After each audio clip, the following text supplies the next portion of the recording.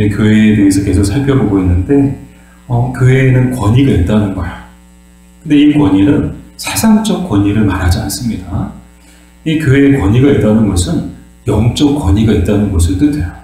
우리가 흔히 이제 권위 얘기하면 뭐 이렇게 권력, 어떤 부, 어떤 명예, 그런 것들을 우리는 권위라고 생각하는데, 이 세상적 권위와 오늘 우리가 다루는 그 권위는 다른 거예요. 말씀을 들었던 것처럼 교회에 권위가 있다는 것은 영적 권위가 있다는 거예요. 근데 이 영적 권위로서 이 교회는 그 권위를 어떻게 행사하는가, 무엇을 행사하는가, 정리해서 이 말씀을 드리면, 먼저는 교리를 제정하고, 또 신조를 정의하고, 또 믿음의 조항들을 설명하는 그런 권위를 가지고 있다는 거예요. 즉 교회가 모여서 그 교회가 우리 믿는 그 믿음의 도에 대해서 그것을 정할 수 있는 권위를 가지고 있다는 거예요. 누가요? 교회만. 또 신조가 뭡니까? 신앙 고백이죠. 우리가 사도신경으로 우리가 또 신앙 고백하지만 많은 또 신앙 고백들이 있어요. 그 많은 신앙 고백들도 그것을 정의하고 또 그것을 제정할 수 있는 권위가 교회에 있다는 거예요. 또한 우리가 믿는 사람들로서 믿음에 대해서 그것들을 정의하고 또 그것을 또 선포하고 또 그것을 가르칠 수 있는 권위가 교회에 있다는 거예요. 이 권위는 누가 주셨느냐? 이 권위를 부여해 주신 분이 누구냐? 바로 하나님이신 줄 믿습니다. 하나님께서 교회에 권위를 주신 거예요. 이 권위는 영적 권위죠. 이 영이신 하나님께서 이 교회에 영적 권위를 주신 거예요. 바꿔 말씀을 드리면 눈에 보이지 않는 하나님의 그 영적 통치가 무엇을 통해서 우리 가운데 임하고 또 무엇을 통해서 우리 가운데 나타나는가 하면 바로 교회를 통해서 그 하나님의 보이지 않는 영적 통치가 임하고 또 보이지 않는 하나님의 영적인 그 일하심들이 교회를 통해서 나타난다는 거예요. 근데 이 권위는 개인에게 주신 것이 아니고 누구에게 주셨느냐? 그 범위에 대한 거죠. 그 범위, 이 권위는 누구에게 주신 것이냐? 어떤 특정한 한 개인에게 주신 것이 아니고 교회와 그 교회의 사역 위에 주셨다는 거예요. 우리가 여러분 잘 이해하실 필요가 있는데요. 어떤 특정한 개인에게 준 권위가 아니라는 거예요. 근데 로마 가톨릭 같은 경우는 이 교회의 권위를, 이 권위를 특정한 개인에게 주신 것으로 그렇게 착각해버렸어요. 그래서 이제 베드로의 그 신앙 고백, 그 베드로, 그래서 첫 번째 교황이 누구예요? 베드로예요. 로마 가톨릭에서는 첫 번째 교황이 베드로예요. 왜요? 예수님께서 그 베드로에게 천국 열쇠를 주셨다. 그리고 그 베드로 위에다가 교회를 세워주셨다. 베드로를 통해서 교회를 세우셨다. 근데 그 말씀을 우리는 정확하게 이해할 필요가 있는데, 예수님께서 그 말씀하신 그 반석이라는 것은 사람이 아니에요. 그 베드로가 했던 신앙 고백 위에 교회를 세워주신다는 그런 뜻이지, 베드로라는 그 사람 위에 교회가 세워졌다. 그래서 최초의 교회는 베드로가 개척했다. 이 말도 안 되는 소리인 거예요. 교회는 주님이 세우신 줄 믿습니다. 이 땅의 모든 교회는 사람이 세운 게 아니에요. 주님이 세우신 거예요. 그러니까 그 누구도 교회에 대해서 소유권을 주장할 수 없는 거예요. 목사라고 하더라도 목사님이 개척했어요. 그래서 이 교회는 목사님 교회. 작은 목자교회 제가 개척했어요. 그러나 여러분, 작은 목자교회의 주인은 제가 아니에요. 하나님이 저를 통해서 교회를 세우신 거예요. 궁극적으로 교회를 세우신 분은 예수님이시죠. 이 베드로의 신앙 고백 위에 교회가 세워졌고, 그 신앙 고백 위에 이제 모든 교회들이 하나 되어졌죠. 그래서 모든 교회가 하나의 교회라고 우리는 이야기하는데요. 이 권위, 이 영적 권위를 이 하나님께서는 특정한 개인에게 주신 것이 아니고 교회와 그 사역에 주셨다는 거예요. 사람에게 주신 권위가 아니라는 거예요.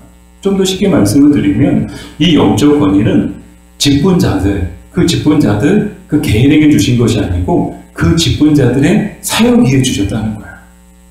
여러분 이해되시나요? 우리가 교회 사역자들에 대해서 기독교 강요를 통해서 계속 말씀을 드렸죠. 이 교회 사역자나 목사, 장로, 권사, 안수집사, 서류집사, 이 교회에 세우신 직분자들이 다 교회 사역자라고 이 기독교 강요를 통해서 우리가 함께 나눴죠. 이 교회 사역자들이 다 직분자들이 다 교회 사역자들인 거야. 근데 이 영적 권위는 이 교회 사역자들에게 주셨다는 거야. 근데 그 사람에게 주신 것이 아니고 그 사역과 그 직분 위에 주셨다는 거야.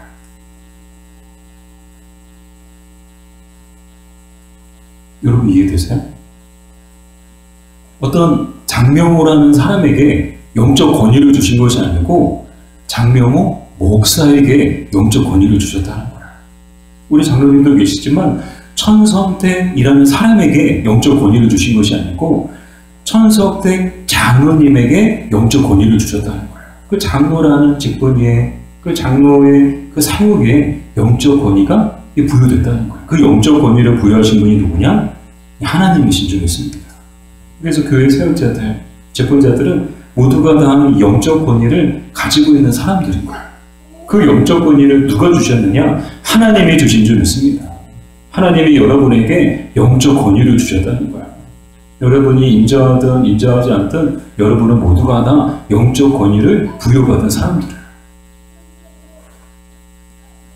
특별히 목사의 그 영적 권위에 대해서 기독교 강론에서는 목사에게는 어떠한 영적 권위가 있느냐 이렇게 정리를 하고 있는데 그 정리한 내용을 살펴보면 하나님의 말씀을 선포하고 가르치고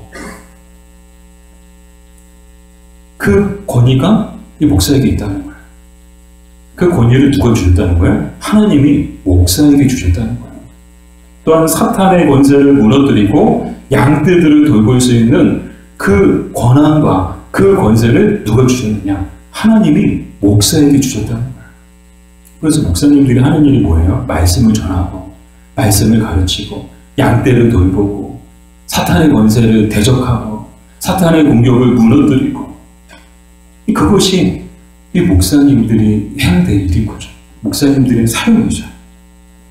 그 사역에는 영적 권위가 있다는 거예요. 그래서 목사님들의 말 한마디에 능력이 나타나는 것이고 목사님들의 기도에 능력이 나타나는 이유는 하나님께서 그 사역자들에게 영적 권위를 부여해 주셨기 때문이다라는 거예요.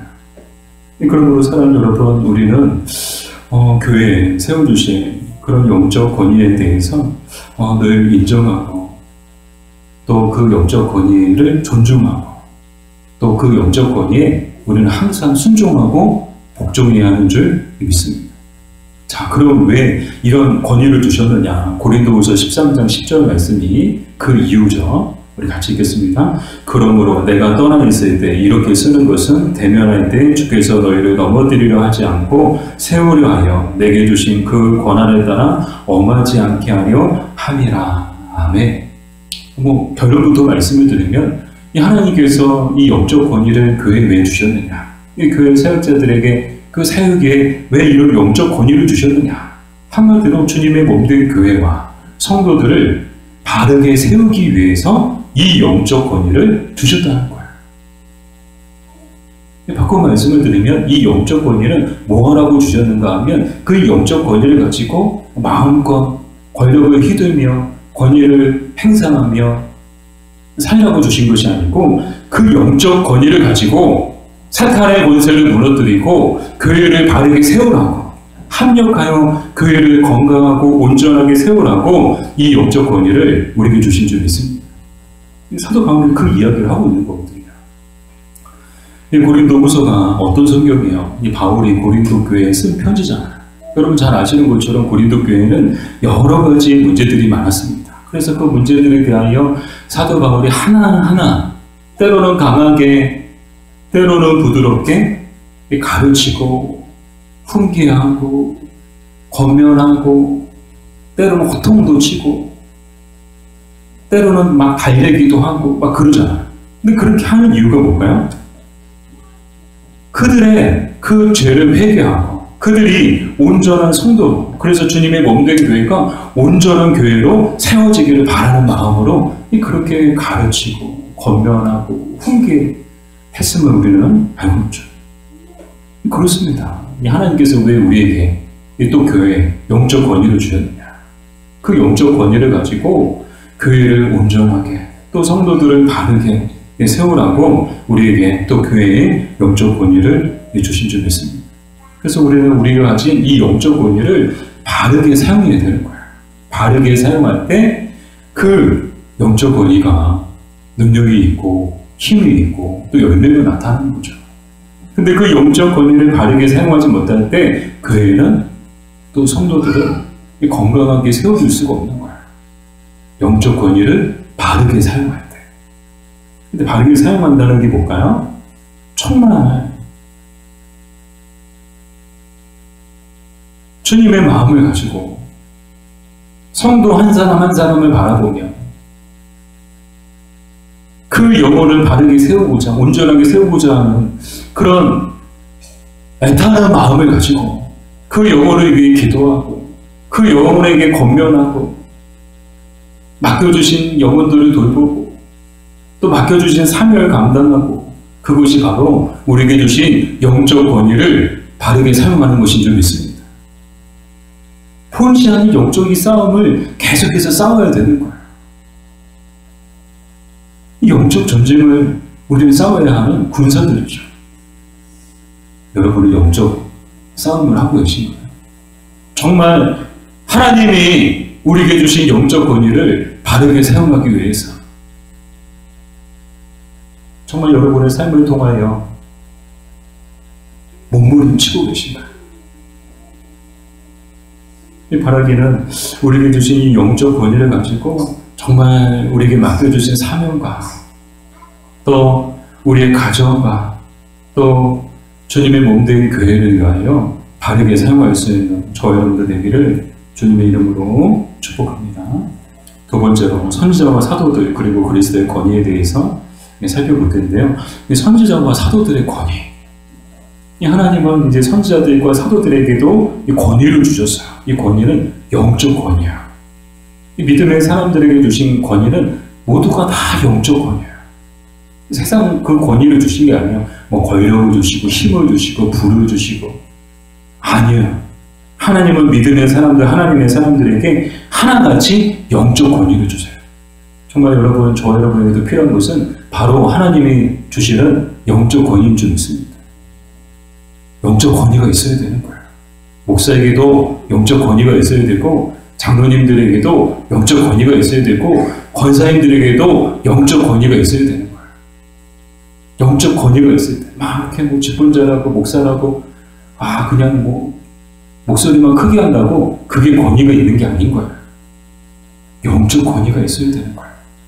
선지자와 사도들의 권위, 그것은 무엇인가? 에스겔 3장 17절 같이 읽겠습니다. 인자 내가 너를 이스라엘 족속의 파수꾼으로 세웠으니 너는 내 입의 말을 듣고 나를 대신하여 그들을 깨우치라. 아멘. 이 하나님께서 에스겔 선지자에게 하신 말씀이죠. 하나님의 에스겔을 이스라엘의 무엇으로 삼으셨는가? 무엇으로 삼으셨다고 말씀하시죠? 파수꾼으로 삼으셨다는 거예요. 파수꾼이 뭐 하는 사람인가 하면 보초예요, 보초. 그냥 막 보는 사람인 거예요. 막 보고 있다가 적이 막 몰려오면 사람들에게 적이 오고 있다. 그래서 사람들을 깨우고 적이 오고 있다는 사실을 막 알리는 사람, 그 역할을 맡은 사람이 파수꾼이죠. 이 선지자의 역할이 뭐예요? 파수꾼의 역할과 같다는 거예요. 그래서 이 에스겔 선지자에게 주신 사명, 이 파수꾼으로서 에스겔에게 부여된 임무는 뭔가 하면 내 입의 말을 듣고, 즉 하나님의 말씀을 듣고 나를 대신하여 그들을 깨우치는 것. 하나님의 말씀을 듣고 가서 그것을 전하는 것. 그것이 에스겔이 해야 될 일이라는 거예요. 이것이 선지자들에게 주신 권위라는 거예요. 선지자들이 가지고 있는 권위가, 영적 권위가 뭐예요? 막 대단한 힘이 있어서, 뭐 초능력이 있어서, 막 군대가 있어서, 뭐 많은 재산이 있어서. 아니요. 하나님의 선지자들에게 주신 권위는 이 영적 권위인데, 이 영적 권위란 한마디로 뭔가 하면 하나님의 말씀을 듣고 그 말씀을 하나님 대신 전하는 거예요. 그래서 잠자고 있는 영혼들을 깨우치는 것. 그것이 선자들에게 주신 권위라는 것. 사도들도 마찬가지죠. 똑같은 권위를 부여받았죠. 그래서 선지자나 사도들이나 그들의 평생의 숙명과도 같은 것은 늘 영적으로 깨어 있어야 되는 거예요. 왜요? 하나님의 말씀을 들으려면 깨어 있어야 되거든요. 그리고 그 들은 바 하나님의 말씀을 가감없이 전하는 것. 그것이 선지자들과 사도들, 그들이 평생에 해야 될 일이고 또 그들에게 맡겨주신 영적 권위다라는 거죠. 그럼 그리스도의 권위는 무엇이냐? 예수님의 권위는 어떤 것이냐? 히브리서 1장 1절 2절 말씀을 같이 읽겠습니다. 옛적에 선자들을 통하여 여러 부분과 여러 모양으로 우리 조상들에게 말씀하신 하나님이 이 모든 날 마지막에는 아들을 통하여 우리에게 말씀하셨으니. 아멘. 옛적에는 누구를 통해 말씀하셨대요? 선자들을 통해 말씀하셨어요. 그러나 이제는 이 모든 날 마지막에는 누구를 통하여 말씀하신다고 말씀하시죠? 아들을 통하여. 이 아들이 누굴까요? 바로 예수 그리스도이신 줄 믿습니다. 근데 이 모든 날의 마지막이라고 나오죠. 이 모든 날의 마지막은 말세를 얘기해요. 마지막 때를 얘기하죠. 근데 성경에서 말세와 마지막 때는 언제를 가리키는가? 그 기간을 어떻게 보는가 하면 예수님의 오심으로부터 예수님의 재림의 때까지 그 모든 기간을 말세, 마지막 때라고 정의를 해요. 그 여러분 말세가 언제예요? 지금인 거예요. 마지막 때가 언제예요? 지금인 거예요. 우리는 지금 말세 때에 살고 있는 거예요. 우리는 지금 마지막 때를 살고 있는 거예요. 이렇게 전에는 옛적에는 선자들을 통해 말씀하셨지만 이 마지막 때, 이 말세 때는 누구를 통해 말씀하신다고요? 예수님을 통해 말씀하신다는 거예요. 근데 이 의미가 어떤 의미인가 하면 전에는 선자들을 통해 하나님의 말씀을 들었어요. 그러나 예수님이 오신 그 이후로부터는 예수님을 통해서 하나님의 음성을 듣는데 사실상 하나님을 통해 하나님의 음성을 직접 듣는 것과 똑같은 거예요. 왜냐하면 예수님이 하나님이시기 때문이죠. 하나님의 말씀이 육신을 입고 이 땅에 오셨어요. 그분이 누구예요? 바로 예수님이신 줄 믿습니다. 예수님은 하나님의 말씀이신 거예요. 그 말씀을 전에는 선자를 통해 귀를 통해서 들었어요. 그러나 예수님이 오심을 통해 이제는 예수님을 이 하나님의 말씀을 눈으로 보고 귀로 들을 수 있는 그런 시대가 된 거예요. 비록 우리는 예수님의 공생의 시대 가운데 태어나지 않기 때문에 예수님을 직접 뵙지는 못했어요. 그럼에도 불구하고 기록되어진 성경을 통하여 우리는 예수님을 보고 또 예수님을 만나고 또 예수님의 음성을 다 듣게 될 줄 믿습니다. 오늘날에는 성경을 통해 하나님의 말씀을 듣는 거예요. 오늘날에는 성경을 통해 예수님을 보게 되는 거예요. 똑같은 은혜가 있죠. 그때 예수님을 본 사람들이나 예수님을 통해 직접 예수님의 말씀을 들은 사람들이나 오늘 성경을 통해 예수님의 그 모습을 보고 그 말씀하심을 듣는 사람들에게도 그 은혜는 똑같이 임하는 줄 믿습니다. 그 이유가 뭘까요? 그 비결이 뭘까요? 성령이에요. 성령. 예수님이 가시면서 그냥 이렇게 홀로 우리를 내버려 두지 않으시고 누구를 보내주셨나요? 보혜사, 성령을 이 땅에 보내주셨어요. 우리에게 보내주셨어요. 그래서 우리가 말씀을 통해 그 말씀을 통해 함께 일하시고 역사하시는 성령의 그 역사하심을 통하여 우리는 마음속으로 또 영적으로 예수님을 만나고 또 예수님의 음성을 듣게 되는 줄 믿습니다.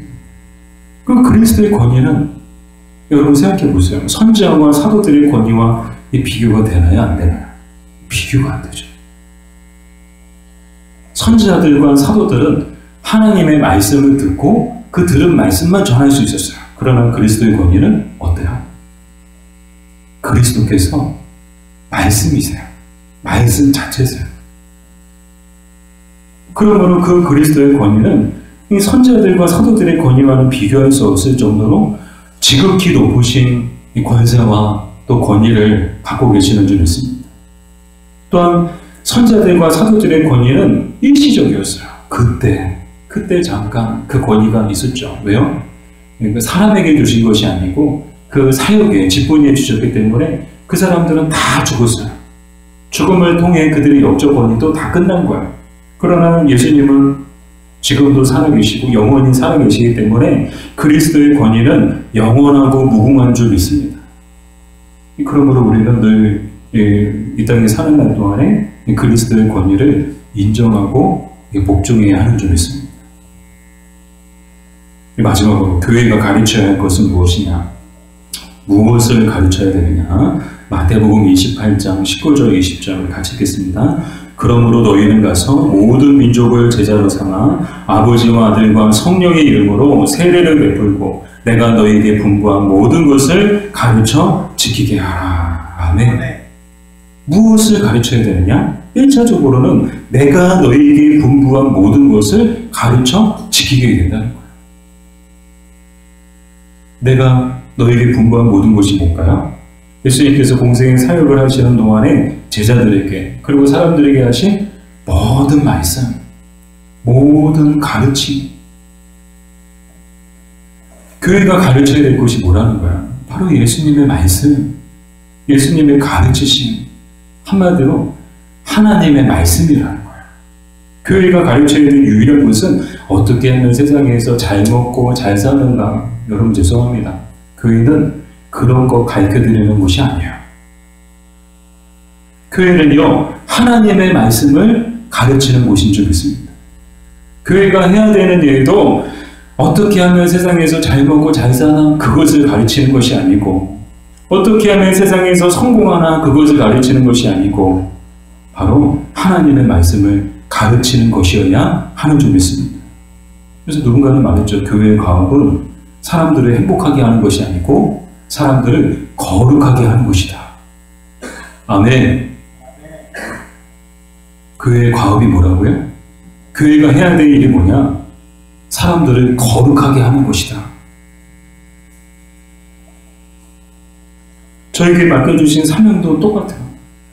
저는 여러분을 행복하게 해드리고 여러분들 이 땅에서 성공하고 잘되고 물론 그럼 좋죠. 그러나 그것이 제가 해야 될 과업이 아니고 저에게 맡겨주신 과업은 뭔가 하면 여러분을 거룩하게 하는 것. 그것이 하나님이 저에게 맡겨주신 과업이라고 저는 믿어요. 제가 해야 되는 게 그건 거예요. 말씀을 가르치고 말씀을 먹이고 그래서 말씀대로 살도록 권면하고. 근데 오늘 보니까 가르쳐 지키게 하라. 이 가르쳐 지키게 하라는 이 말씀의 뜻은 어떤 뜻인가 하면 한 번만 가르치고 많은 것을 뜻하지 않아요. 계속적이고 지속적이고 반복적으로 하나님의 말씀을 가르쳐야 된다는 거예요. 사랑하는 여러분, 우리는 오늘도 이 시간에 나온 이유는 하나님의 가르침을 받기 위해서 이 자리에 나온 줄 믿습니다. 그래서 우리 마음속에 이런 마음이 있었어요. 이런 마음의 자세가 있었으면 좋겠어요. 하나님 오늘도 말씀을 통해 우리에게 가르쳐달라고. 우리를 가르쳐달라고. 말씀을 통해 우리를 깨닫게 해주시고 말씀을 통해 우리를 가르쳐달라고. 그래야 그리스도의 온전한 제자가 되게 해달라고. 이 교회가 해야 될 과업이 또 뭐예요? 제자 삼는 거예요. 목사의 제자를 삼는 것이 아니고 예수님의 제자 삼는 거. 가르쳐서 지켜 행하게 해서 세례를 받게 해서 궁극적으로 교회가 해야 될 일이 뭔가 하면 제자 삼는 거야. 어제도 말씀을 드렸지만 사랑의 교회 세미나 갔다 왔거든요. 사랑의 교회 하면 가장 특징적인 거 그게 뭔가 하면 제자훈련이에요. 사랑의 교회가 어떻게 이렇게 부흥하고 성장했느냐? 제자훈련이거든요. 옥하는 목사님이 미국에서 유학하시고 한국에 오셔가지고 가장 먼저 하신 사역이 제자훈련이에요. 옥하는 목사님 자기의 제자를 삼은 게 아니고 예수님의 제자. 근데 여러분 제자훈련 혹시 교재를 보시거나 아니면 제자훈련을 받아보신 분 계세요? 세 권으로 되어 있거든요. 결코 만만하지 않아요. 그 제자훈련 받고 싶다고 해서 그냥 잠깐 받고 끝나는 게 아니에요. 그 제자훈련 그 모든 과정을 마치는 데는요, 정말 이루 말할 수 없는 헌신과 결단과 노력이 있어야 겨우 제자훈련을 수료할 수 있는 거예요. 그래서 그 제자훈련을 통해서 사랑의 교회가 막 든든히 서가고 부흥하고 그랬는데, 그런 말씀을 들으면서 교회가 해야 되는 게 뭔가, 여러분, 우리 교회가 해야 되고 또 제가 또 마음속에 품고 있는 게 뭔가 하면 우리 교회도 제자 삼는 거, 목사의 제자를 삼는 것이 아니고 예수님의 제자를 삼는 거. 그래서 우리 한 사람 한 사람이 모두가 다 예수님의 제자들이 되는 거, 그것이 우리 교회의 궁극적 목표가 되기를 간절히 소망합니다. 여러분 한 분 한 분이 진정하고 온전한 그리스도의 제자가 되기를 주님의 이름으로 축복합니다. 결국은 말씀이죠. 무엇을 가르쳐야 되냐? 교회는 말씀을 가르쳐야 되는 곳이에요. 그러니까 우리가 중요하게 해야 되는 또 사역, 또 우리가 간절히 우리 마음속에 바라는 게 뭐예요? 교회 와서 마음의 평안을 얻고, 교회 와서 내 인생이 잘 되고, 교회 와서 내 가정이 잘 되고, 교회 와서 내가 갖고 있던 문제들이 잘 풀리고. 여러분, 그거보다는 정말 우리 마음속에 가져야 되는 갈망과 소망은 말씀을 듣는 거야. 말씀을 들음을 통해 정말 나를 향한 하나님의 뜻을 깨닫고, 우리를 향하신, 우리 가정을 향하신, 우리 교회를 향하신, 이 땅을 향하신 하나님의 뜻을 깨닫고 발견하는 것. 그래서 이 땅에 사는 날 동안에 그 하나님의 거룩하신 뜻을 이루어드리는 것. 그것이 우리 안에 간절한 소망이 되기를 바랍니다. 그럼 왜 성경을 가르쳐야 되느냐? 왜 말씀을 가르쳐야 되느냐? 디모데후서 3장 15절에서 17절까지 말씀을 우리 같이 읽겠습니다. 성경은 능히 너로 하여금 그리스도 예수 안에 있는 믿음으로 말미암아 구원에 이르는 지혜가 있게 하느니라. 모든 성경은 하나님의 감동으로 된 것으로 교훈과 책망과 바르게 함과 의로 교육하기에 유익하니 이는 하나님의 사람으로 온전하게 하며 모든 선한 일을 행할 능력을 갖추게 하려 함이라. 아멘. 그럼 왜 말씀을, 교회는 왜 말씀을 가르쳐야 되느냐? 교회는 왜 성경을 가르쳐야 되느냐? 첫 번째는 그 말씀을 통해서만 구원에 이르게 되기 때문이다라는 거예요. 여러분, 구원은 믿음으로 구원을 받는 줄 믿습니다. 근데 이 믿음은 이 들음에서 나오는 거죠. 그 들음은 그리스도의 말씀이죠. 결국은 구원은 말씀으로부터 비롯되는 거예요. 말씀이 없이는 구원을 받을 수가 없는 거예요. 그래서 왜 교회는 말씀을 가르쳐야 되느냐? 이 교회는 사람들을 구원하는 곳이지 사람들을 행복하게 하는 곳이 아니거든요. 교회의 과업은 사람들을 구원하는 것이지 그들의 영혼을 구원하는 것이지 그들의 영혼을 행복하게 해주는 것이 아니거든요. 물론 구원받으면 행복하죠. 이루 말할 수 없는 행복과 기쁨이 가득하죠.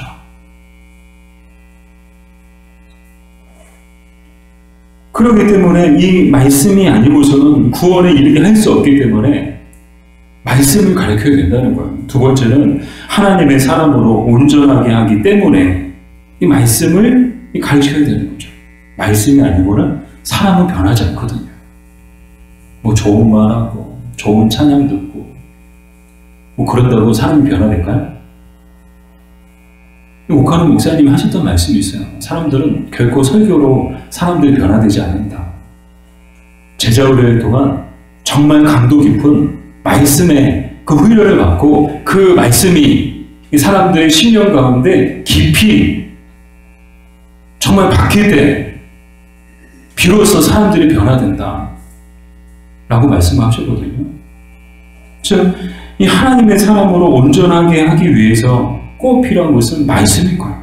뭐 무슨 프로그램, 무슨 뭐 행사, 뭐 그런 거 가지고 사람들이 하나님의 사람들답게 온전하게 변화되는 게 아닌 거예요. 오직 말씀을 통해서만이 하나님의 사람으로서 온전하게 되는 줄 믿습니다. 또 그 말씀 가운데 성령이 함께 하실 때 강력하고 놀라운 역사가 일어나시는 줄 믿습니다. 그렇게 말씀과 성령이 함께 만날 때만이 우리가 믿음의 사람들이 하나님의 사람으로서 온전하게 되는 거예요. 그 전까지는 우리는 다 온전하지 못해요. 뭐 교회를 아무리 오래 다녔어도 뭐 아무리 뭐 직분이 있어도 말씀과 성령으로 우리가 온전히 변화되지 않으면 우리는 하나님의 사람으로서 온전하지 못할 거예요. 세 번째는 왜 말씀을 가르쳐야 되느냐? 모든 선한 일을 행할 수 있는 능력을 얻게 되기 때문이다 라는 거예요. 말씀으로서 비로소 변화되거든요. 그 변화되어진 마음을 가지고 하는 모든 일들이 정말 하나님의 기쁨이 되거든요. 하나님이 영광 받으시는 일들이 되거든요. 근데 이 온전히 변화되지 못하고 말씀과 성령을 통해 변화되지 못한 채 말씀은 없이 성령 없이 그저 열심히 봉사만 한다고 그게 하나님 기뻐하시고 하나님 영광 받으시는 것이 되느냐? 아니라는 거예요. 그래서 정말 교회에서 직분자들 또 봉사자들 꼭 필요한 게 그 안에 말씀과 성령의 일하심이에요. 우리 안에 말씀이 있어야 되고요. 그 안에 성령의 기름 부으심이 있을 때 그 마음을 가지고 하는 그 모든 일들이 정말 하나님 기뻐하시고 하나님 영광 받으시는 일들이 되고 그 사역이 교회를 성장하고 부흥케 하는 줄 믿습니다. 이 바라기는 우리 안에 이런 마음이 있었으면 좋겠어요. 말씀과 성령이 우리 안에서 하나 되어짐을 통하여 우리의 믿음이 온전한 믿음이 되어짐을 통하여 이 온전한 믿음과 이 온전한 마음을 가지고 주님을 섬기고 교회를 섬기는 그런 저와 여러분들 되기를 주님의 이름으로 축복합니다.